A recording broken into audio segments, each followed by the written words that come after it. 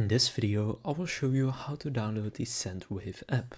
So whether you have an Android or iPhone, what you want to do is just go to either the App Store or the Google Play Store, just the place where you can download apps. So on iPhone, it's the App Store, and just go and open it up. Then go to the search section and just start searching and type in Sendwave, and then search. And then here you should see the Sendwave app if it's available for you. So just going to click get, and then it's going to be installing the Sendwave app. Now just going to confirm that you want to install it, and now it is being installed on my phone. So just wait for it to finish and then click open. And now it's opening up the Sendwave app, and now from here you can then go and create your account. So now you know how to download the Sendwave app.